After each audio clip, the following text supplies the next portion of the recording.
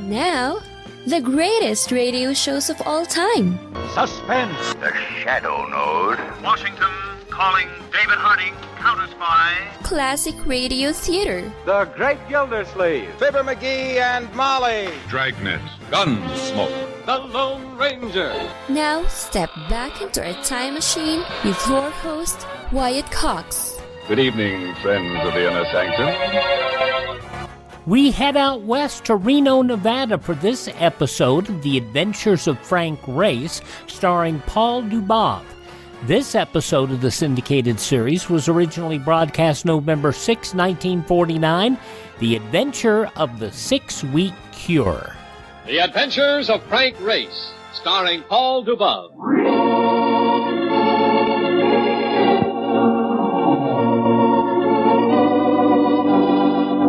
The war changed many things, the face of the earth and the people on it. Before the war, Frank Race worked as an attorney, but he traded his law books for the cloak and dagger of the OSS. And when it was over, his former life was over too. Adventure had become his business. The Adventures of Frank Race. And now we join Frank Race for the adventure of the 6-Week Cure.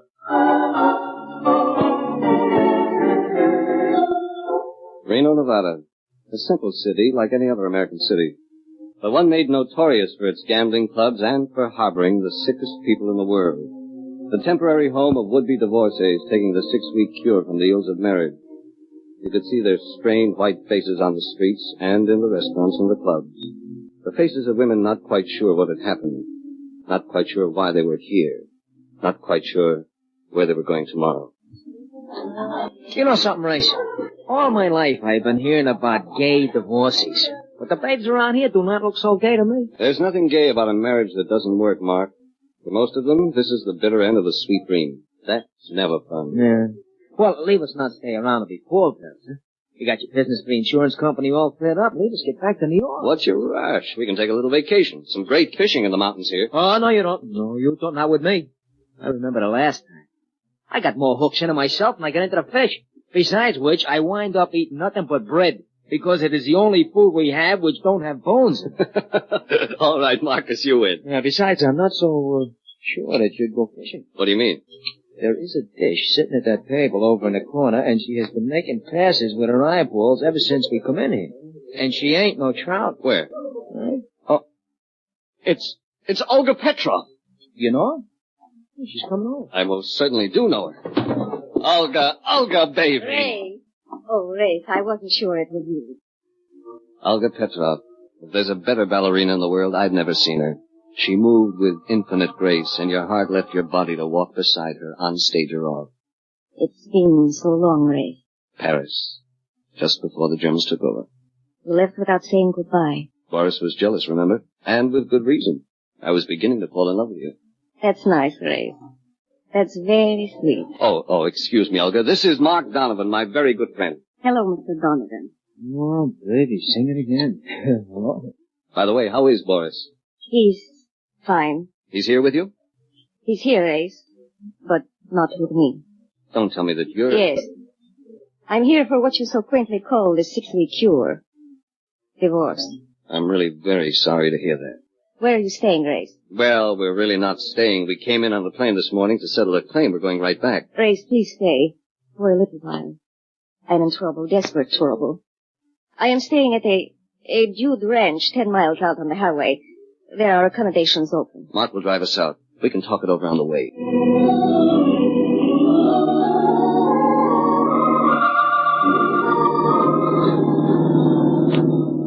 What went wrong, Olga? I know you didn't take your marriage lightly. I guess I am a war casualty, Race. Even at this late date. The ballet is ruined temporarily in Europe. They can't support it. Not on the scale Boris demands. They can barely find food. I know. So we came to America. You know Boris. You know how he likes to live, like an emperor. He found somebody to finance the tour. Patron of the arts? I would hardly say that. He was financed by a man named Joe Rockland. Big Rocky the Hood? Financing a ballet company? That's right, Grace. Big Rocky, as you call him, is in love with me. And he's forcing you and Boris to split. I wish that were so. If it were, we could run away. But it isn't. There's another woman. Another woman? Boris must be blind. He isn't in love with her. At least, I don't think so. But she's very wealthy. That's an attraction Boris cannot resist. Want to tell me who she is? Fran Maitland. Wilson Maitland's wife. But she's still married. She's here too, Race. Getting a divorce. We are all what you call one big, happy family. She started to cry, and I put my arms around her. She wasn't meant for tears, not this baby. Her perfume was taboo, exotic like everything else about her. Even if Fran Maitland had all the money in the world, Boris Petrov was a chump to give this up. I'm sorry, Race. All I know about dancing or life, I learned from Boris. He has been all things to me. I don't relish the thought of being alone. I know. And you're going to find it difficult to be alone with Big Rocky after you. Very difficult.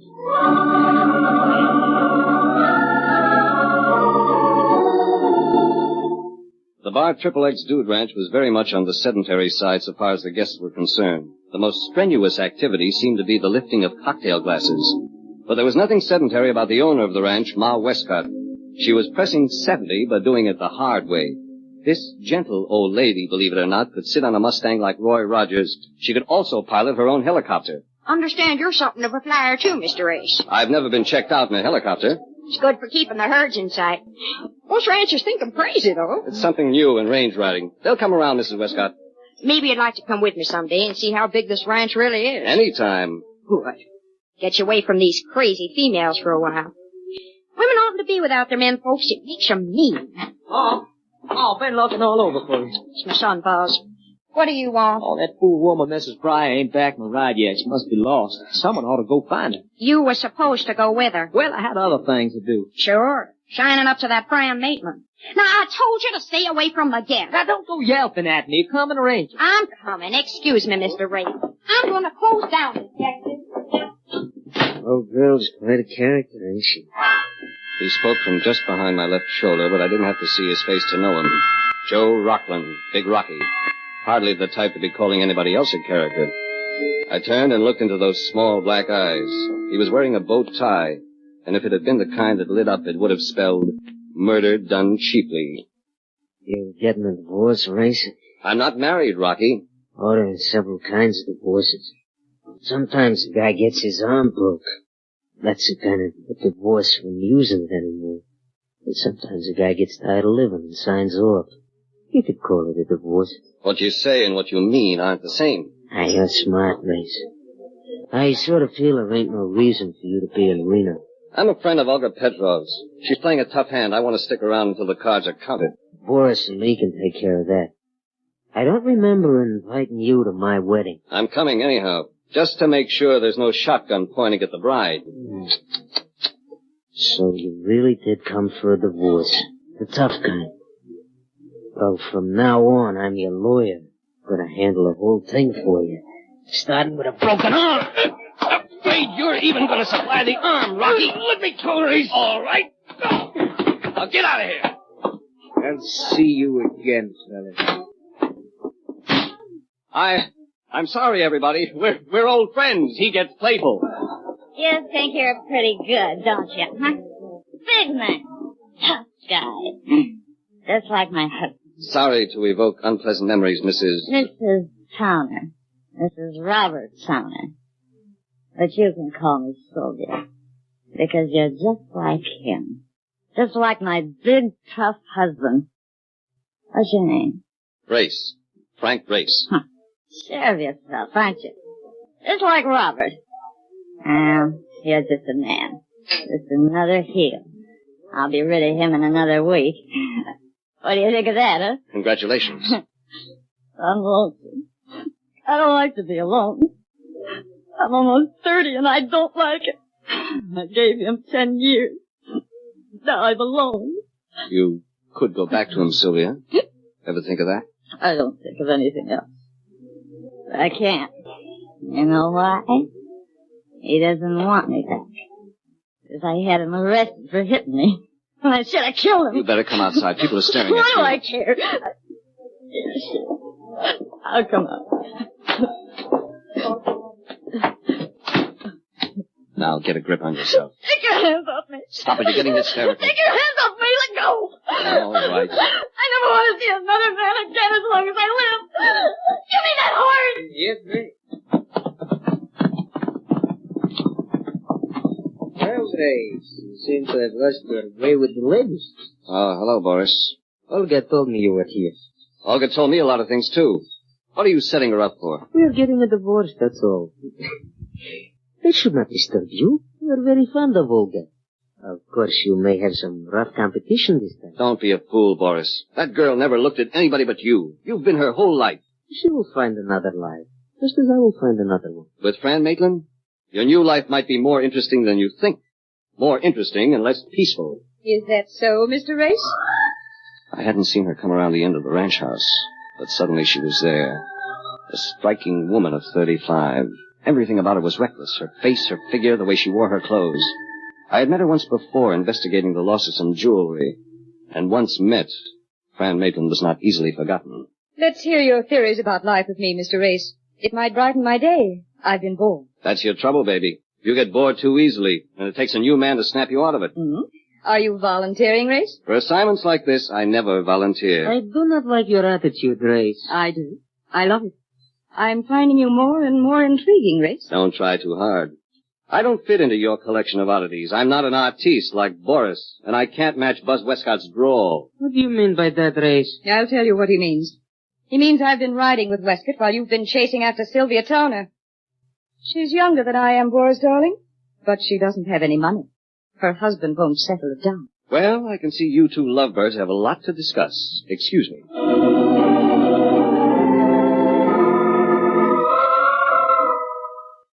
Mark and I had only one interest, keeping an eye on Olga Petrov, and we avoided the rest of the guests until night came. It was Ma Westcott who broke up a dull evening for us by taking us for a ride in her helicopter. I do this every once in a while at night, check up on Rushdie. You know, I don't see how you can spot him from up here. Got a powerful spotlight.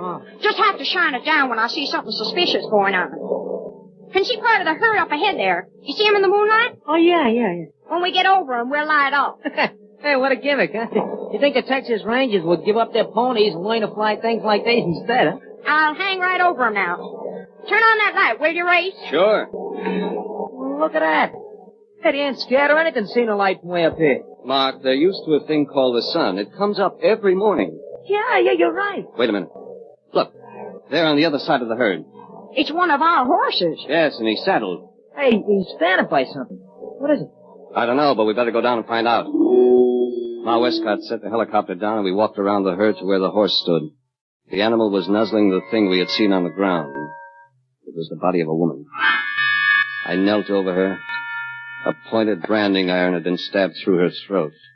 It was Sylvia Towner, and she was dead.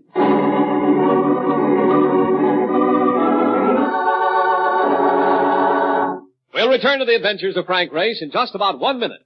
November 6, 1949, The Adventures of Frank Race on Classic Radio Theater with Wyatt Cox. You know, a lot of times you have to choose between something high quality or something that saves you money.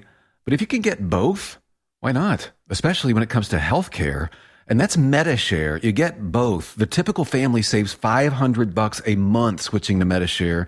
And that's huge. But it's also true that people are way more satisfied after making the switch, too. The customer satisfaction rate for MediShare is double that of the typical health insurance plan. Double. It's because MediShare works. It's been around for more than a quarter century, and members have shared more than $3 billion of each other's bills. People love having telehealth and a huge PPO network. So, yeah, really, you could save a ton and like it better. Imagine being happy with how you're taking care of your health care. If you're self-employed or part of the gig economy, or you just want a plan you're happy with, you can call right now and get a price within 2 minutes. Here is the number you need. Call 833-34-BIBLE. That's 833-34-BIBLE. 833-34-BIBLE. Now on Classic Radio Theater with Wyatt Cox, more of Paul Dubov in The Adventures of Frank Race, November 6, 1949.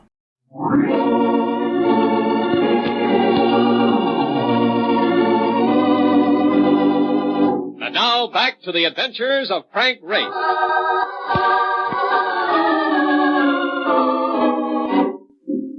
Sylvia Towner had had her last drink and her last heartache. Mark stood guard over the body while Ma Westcott and I flew back to the ranch house to call the authorities. There wasn't much to be done, so I went to the cottage to turn in. I'm gonna go in, Race. It's a nice night. It was Rocky again. But this time he wasn't playing it on the physical side. He was using science. The science of a deadly automatic. It produced the desired chemical reaction. It dispelled my inclination to ignore him. I figured we might take a little walk down the road. I had a car there. We could take a spin in the night air. Who knows? Might give you pneumonia. Or lead poisoning. Yeah, that's a possibility. You're a cinch to catch a fatal disease. Like Sylvia Towner? I got a theory about her, Race.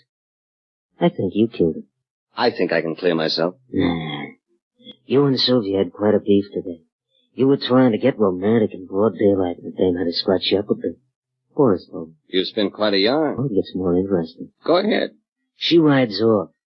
You wasn't around all afternoon, so it figures you followed her. I was in my cottage. Yeah, but the cops won't know that. You followed her, see? You was mad about them scratches on your pretty puss, and boom. You blew your top and killed her. You ought to change your brand, whatever you're smoking. You can't sell that to the police. Oh, I ain't finished. I'm coming to the best part. Goody. You went for a plane ride, and who spotted the body? You. That is something a guy always does to cover up. Only after the call for the bulls goes out, you get nervous. Yes? So you hop into your rented car, which I have down by the road. You drive out to a lonely spot. Then you take this automatic, which also happens to be yours. I just lifted it. And you blow your brains out. Neat? Very neat. But there's one weak point. Yeah? What? Your chin! Give me that gun. Sure, here. Missed again. Come on, let it go. Into the bushes, Rocky. Race, what is... Somebody with a long-range rifle trying to get into the act. Keep low. Put the gun back so I can blast. Who's back? Mine? Keep low and stay happy. Whoever it is took a powder. They wouldn't stay around. Lights are going on near the cottages. You're right. Now you can get lost, Rocky, and don't come back.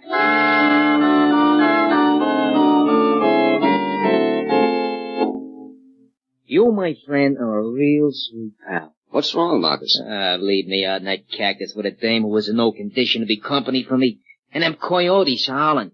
Swell. Thanks for lovely... It was fully as interesting here. Rocky had me set up for an obituary that would have blackened the family escutcheon.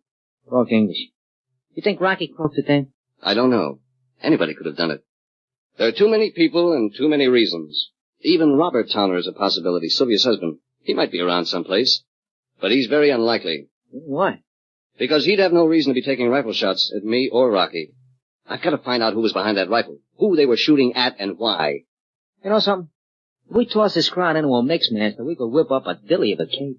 Mark, tomorrow we start a mingle with the guests. Sooner or later, one of them will make a mistake.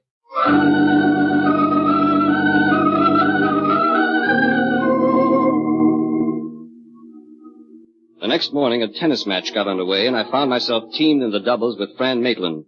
Our opponents were Olga and Boris Petrov. Nice recovery, Race. These are tough opponents. Watch it. Got it. Very good, Fran. And I get this, Ray. Oh, that's a beautiful shot. Ah, that's the set for us. Congratulations. You are still very good, Race. Well, we had a win. I don't think I could leap that net as easily as you and Boris do it. Seems to me it's time for a little liquid refreshment. I'll go back to skeet shooting in the future. It's less strenuous. Who is that on the horse? He comes like the pictures of the Pony Express. Buzz Westcott. Looks like there's something wrong. Oh, boy. You men better come help me. We gotta get a wagon. What's happened? It's that Mr. Rocker. Found him out on the range. He'd been shot.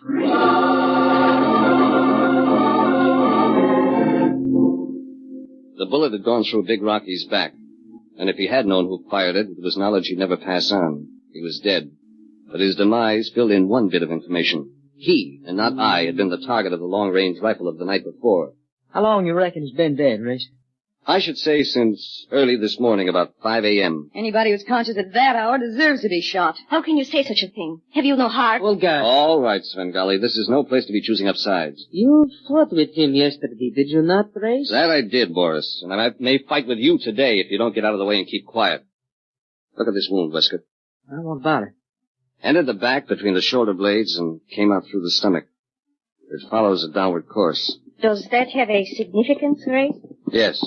It means that the shot might have been fired by somebody mounted. Might have come from the top of that hill there, too. That's possible. Oh, here comes Ma. Must have told her at the range. All of you, get off the range and get back to the ranch and stay there. Mrs. Westcott, there's no point in blaming anybody for this until we... I ain't blaming anybody but myself, Mr. Ray. I never liked this gas business, and I'm closing it down today. Now, I want everybody off the place by sundown. Now, wait a minute. I reckon I got something to say about that. Well, you just reckon again. This ranch is mine until I die, and I ain't close to that yet. If you don't like it, you can clear off with the rest. Now, load them on the wagon and follow me. I'll go with you, Mrs. Westcott. I don't need an extra hand, Mr. Race. You can go back with your friends. I don't want you to put them off the ranch just yet. If you do, the murderer may never be caught. That's none of my affair. I ain't the sheriff. No, but you're a suspect. You, mind explaining that? The shot that killed Rockland was fired from a point above and behind him.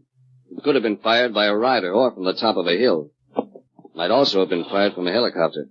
I'd, have to have a reason, wouldn't I? Your son might have been the reason. November 6, 1949, The Adventures of Frank Race on Classic Radio Theater with Wyatt Cox. The conclusion follows these important words.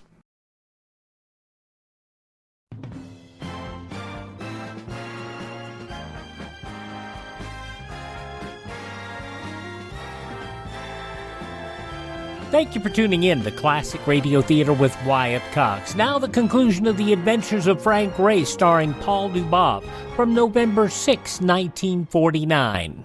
You told him to stay away from the guests. Sylvia Towner fluctuated between loneliness and hysteria. Maybe Buzz was getting involved with her. That wouldn't make me kill Mr. Rockland. It's always easy to tie up the second murder if you have a motive for the first. Sort of got me corralled, haven't you, Mr. Race? I don't like it, but that's the way it is. All right. I'll meet you halfway. Everybody can stay for 24 hours.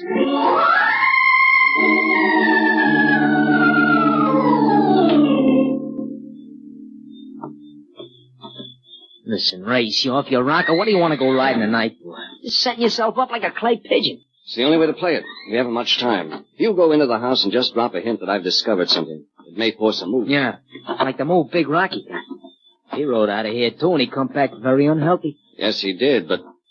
What's the matter? Rode out of here. Did he ride out? There was no horse near him, and it was too far for him to walk. I don't get it. He was packed out, Mark. He was killed here and carried out there. Get your flashlight out. Open that corral gate. Yeah. Look, what are you looking for? It's just a chance. I'll show you if I find it. One side, boy. Come here, come here. All right, Mark. Hold the light close. Yeah. Now, try that room there. Yeah, sure, but if you'd only tell me what... Here it is. Here it is. Look. All right, so he's got a streak of dirt on him. So what? It isn't dirt, Marcus. It's blood, dried blood on his hide. And now I know I'm mistaken. Hey, what's that? I was looking for one murderer, and there are two. Or rather, there were two. You mean Rocky was one of them? Yes. He killed Sylvia to keep her away from Boris. He was safe. There were other suspects with good motives. Yeah. But who bumped Rocky? We'll know within the hour. You're still going to spread a little propaganda in the ranch house. All right, sure. What do you want me to say? Tell them that Rockland wasn't killed on the range. Tell them I'm checking the scene of the murder. Yeah, but Race, you don't know where. Yes, I do. Rocky was killed in his own cottage. That explains the course of the bullet. He was in bed asleep, and the murderer fired the rifle from the window above the head of the bed. Hey, chum, that's good arithmetic. I'll stake myself out in his cottage. Go pass the word.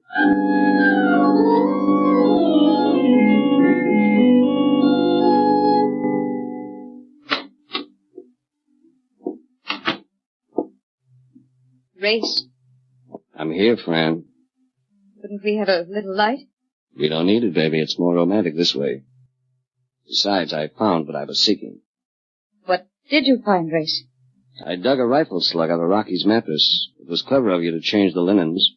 What made you suspect me? Rocky was a rough customer. Your infatuation with Boris was wearing thin. You wanted to dump him. That didn't gel with Rocky's plan, so he made threats, but you beat him to the gun. I'm a determined woman. You should get to know me better. I don't think I'd get to know you for very long, though. My divorce settlement is quite liberal, Race. I might make you forget a lot of things. Money and me.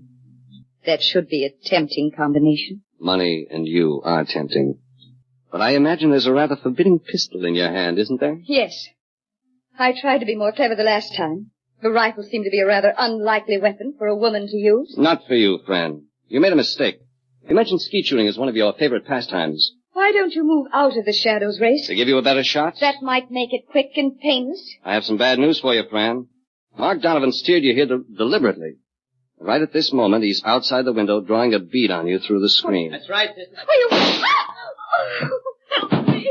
Take it easy, Fran. I only meant the winger. That's all you did. She's fainted.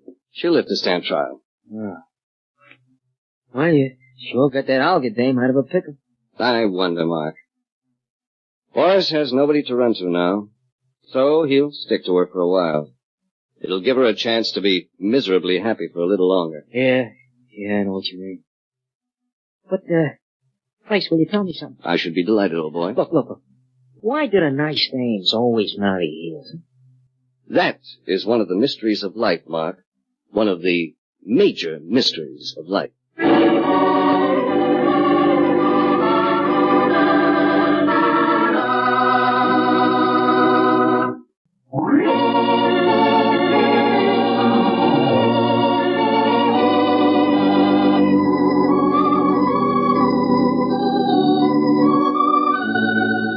The Adventures of Frank Race, starring Paul Dubov with Tony Barrett as Mark Donovan, comes to you from Hollywood. Others heard in tonight's cast were Lynn Allen, Charlotte Lawrence, Alice Drake, Michael Ann Barrett, and Tom Holland. This series is written and directed by Buckley Angel and Joel Murcott. The music is composed and played by Ivan Ditmars. Be sure to be with us again this time next week for another dramatic chapter in The Adventures of Frank Race. Art Gilmore speaking. This is a Bruce Ells production.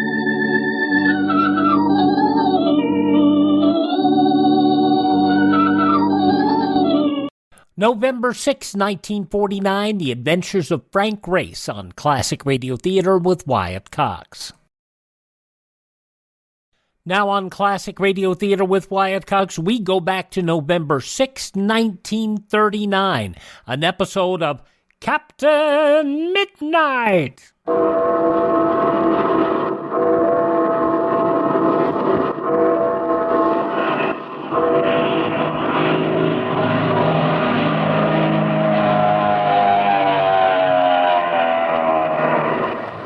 The Skelly Oil Company presents Captain Midnight.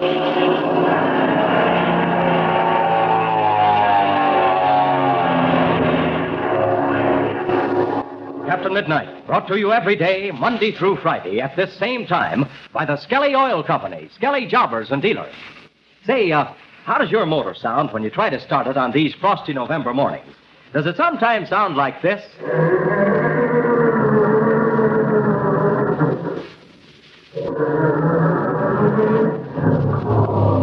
Well, if your motor sounds like that, look out. For that slow, heavy grinding is possibly caused from oil so stiff and heavy it acts like glue in your motor. Something like, like a sticky wad of gum on the bottom of your shoe. And this makes your car hard to start, of course.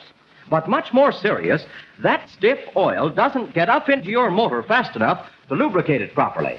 And one dry start without proper lubrication probably puts more wear on your motor than 100 miles of ordinary driving. Before long, those dry starts may mean a ruined motor and a big repair bill to pay. Remember, it's cheaper to prepare than repair.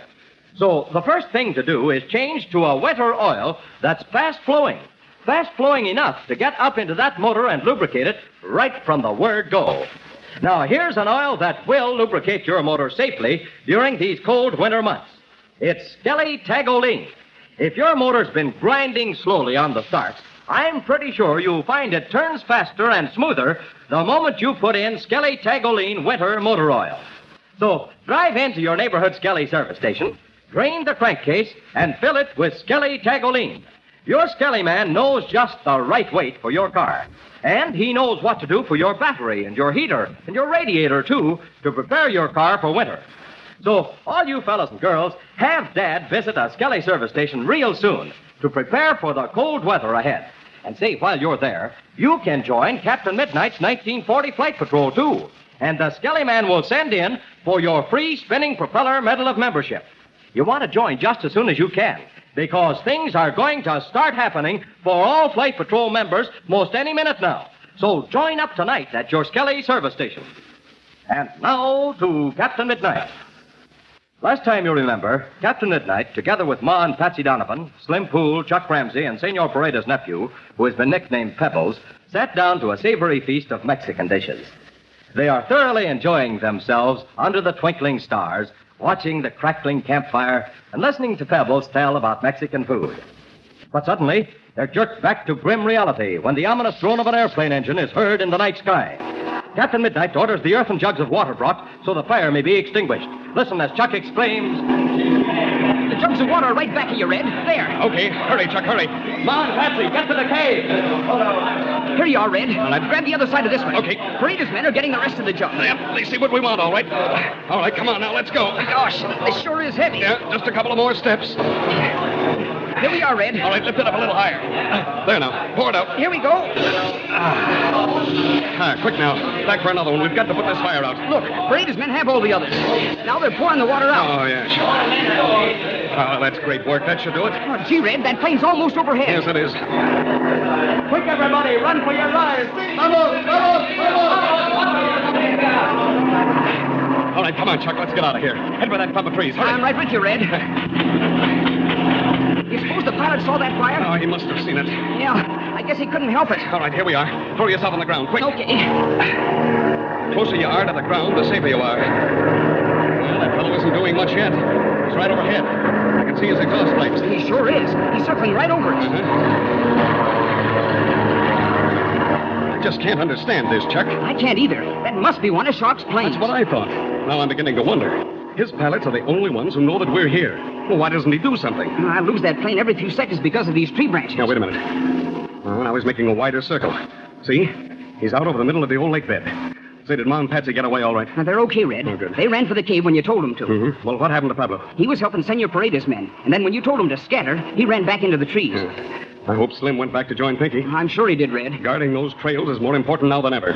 There's a good possibility that this plane might be a ruse to get us off guard. You mean that while we're trying to protect ourselves from the air, that Shark's men will come at us from the ground? That's it exactly, Chuck. A fake attack to get our attention away from the real danger point. Oh, wait. Here comes that ship again. See? Circling back this way. Oh, look, Red. Look. Huh? Where, Chuck? What's happened now? The fire. It's starting again. Quick, Red, we gotta put it out. Come back here, Chuck. Come back here. But the fire, Red, we can't let it get out. Never mind it. Come back, I tell you. But gosh, Red, we've got to down put on the ground, Chuck. Get down, quick, quick. Okay. Don't you see? It'd be suicide to try to put that fire out now. By the time we got over there and got some water, that ship would be dead overhead. What a beautiful target we'd make. Oh, gosh, Red, you're right. I'm sorry I was so foolish. Oh, never mind. Forget it. All I pray is that no one else will go near that fire.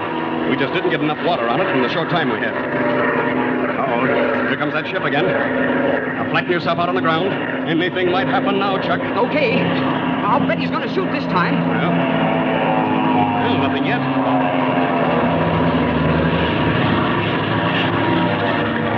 Well, look at that. The plane's at the bottom of its dive, and now it's zooming up. There's something mighty queer about this. Yes. You're right, Chuck. Well, that pilot couldn't possibly miss seeing that fire. It's a cinch he saw it. He dived right at it. He did. Looked it over and then zoomed up. Gee, do you suppose... Well, could it possibly have been Major Steele and Bud Conley? Well, I was wondering that too, Chuck. Oh, it doesn't seem possible, yet if there is a bare chance... They wouldn't know we were up here anyway. No. Now, that ship didn't look like the Spartan. I couldn't see it clearly, but it looked more like an open plane. Yeah, that's what I thought, too. Besides, if it had been Major Steele, he would have signaled. What kind of a signal? A code signal, Chuck. But how would he have given the signal? By flashing his landing or navigation lights. Ooh, listen, Red. You can just barely hear that ship. Yes. Yes, he's leaving again. Well, I guess we might as well join the others. Wait a minute. Not just yet, Chuck. Let's be sure he's not coming back. Besides, I want to talk to you. Now, listen. As soon as it starts getting light, you and I are going to take off in the black two-seater. Gosh, Red, isn't that taking a chance? Yes, perhaps. But things are so tight now that we've got to take a few chances. Now, I've been thinking over a new plan, Chuck. It's taking a big chance, but, well, I think it's worth it. What part of the lake bed are we going to take off from? I've decided on a spot that we'll use for a runway. But we'll have to check it before we take off. Where are we going after we get in the air? Don't forget, we've only got enough gas for 1 hour's flying. Yes, I know that. It'll depend a little on circumstances, but I think we'll beard the lion in his den. You mean Ivan Shark? Yes, Chuck. I mean just that. It is later the same night. Over the ridge and down the fertile valley lies the rich hacienda which Ivan Shark has stolen from Senor Juan Pareda. We look into the library and see the international criminal seated at his desk. Slowly, his bony fingers reach forward and...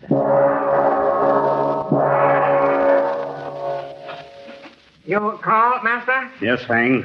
Has Gardo come in yet? Not yet, Master. I beg pardon, Master. Gardo comes now. Yeah, here I am, Chief. I hear a ship. Is that Zolinger? Yeah, Chief. That's Zolinger coming now. He will land and come in with his report. When he does, Fang, bring him in. Yes, Master. You gave Zolinger his instructions, Gardo? Yeah, Chief. I told him to look the place over, and if he saw a fire, to drop his bomb. Very good. We will know very soon whether he did or not. Yeah, he's cutting his engine now. He'll be here in a couple of minutes. I wasn't so sure about this Zolinger at one time, but I believe now he can be trusted. Yeah, Chief. Has Rossman sent in a messenger? Yeah, he got in a couple of hours ago. What kind of a message did he bring? Well, Rossman has that place surrounded. Rossman says there ain't a chance for anyone to get away. Excellent. I believe, Gardo, after tomorrow we will not have to worry about Captain Midnight anymore. That must be Zolinger now.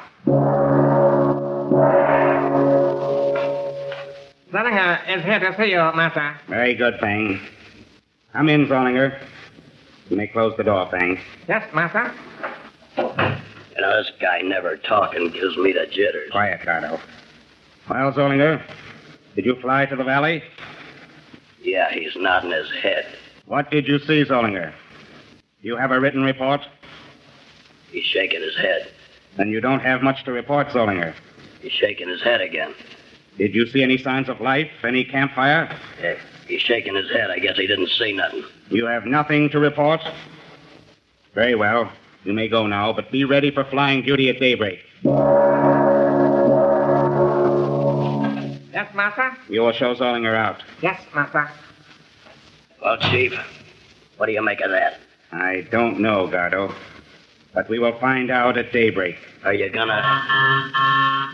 This must be important. It is the Senorita Dolores Pareda, Master. She demands to see you at once. Very well, Fang. Bring her in. You might as well get this over with, Gardo. Yeah. You will come in, Senorita. I have had enough of this, I tell you. You will let me go, do you hear? I beg of you, Senorita Pareda, do not become excited, for if you do, I shall not talk with you. Please, senor, I beg of you.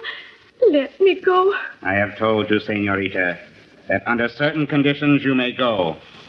Close the door, Fang, and stand on guard outside. Yes, Master. Now then, Senorita, are you ready to talk reasonably? Please, senor, what more do you want? You have my father's hacienda, his cattle, and all his other possessions. You have probably taken his life. Calm yourself, Senorita. I have not taken your father's life. I am holding him until he satisfies the debt which he owes me. Then both he and you will be set free. I do not believe he owes you this debt. I have shown you the proof. As soon as the treasure is given me, then I will keep my promise. What treasure? I do not know what you are talking about. Yes, you do, Senorita. You know all about the famous treasure of the Pareda family. Oh, if I could only trust you. But you can, Senorita. I assure you. If I could remember, senor, you would let us both go free? Absolutely, Senorita. Now tell me, where is the treasure? Do you hear? I am waiting for your reply, Senorita. Where is the Pareda treasure? Well, what will the distracted Dolores Pareda do? Will she reveal the hiding place of the fabulous Pareda fortune? And what will Captain Midnight do next? Tune in tomorrow to Captain Midnight. Now remember, fellas and girls, if you want to do your dad a real favor, if you want to show him you're wide awake and willing to help in taking care of the family car, just do this. Ask him if he's remembered to change over to winter oil. And then remind him that Skelly Tagoline winter oil will do the job right. Because Skelly Tagoline oil is free-flowing, even on frosty mornings. fast-acting even at sub-zero. It gets up into that motor quickly to protect those vital, fast-moving parts. So tell Dad about Skelly Tagoline Winter Oil. Tell him it's cheaper to prepare than repair. And say, when he goes over to your Skelly service station, you go along with him. Then, while Dad is joining the ranks of satisfied users of Tagoline Motor Oil, you join Captain Midnight's swell new 1940 Flight Patrol. It doesn't cost you a penny. And besides, listen, there's a marvelous free present coming real soon now for every member. Now, don't forget to tune in again tomorrow, same time, same station, for further transcribed adventures of Captain Midnight, brought to you by the Skelly Oil Company, Skelly Jobbers and Dealers. Can Ivan Shark make Dolores Pareda reveal her secret? And why did the pilot Zolinger give false information about Captain Midnight to Ivan Shark? Be sure to listen tomorrow. Until then, this is Don Gordon, your Skelly man, saying goodbye and happy landing!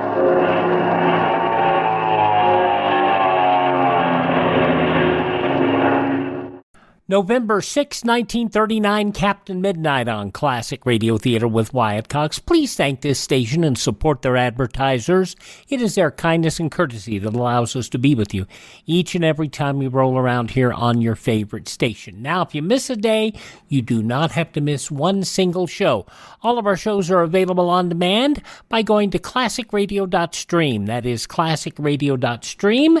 There you can stream our shows, learn more about building a classic radio collection of your own, find our social media links.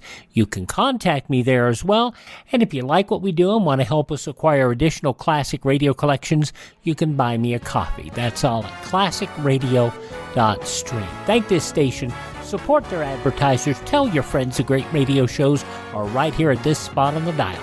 Classic Radio Theater with Wyatt Cox on your favorite radio station.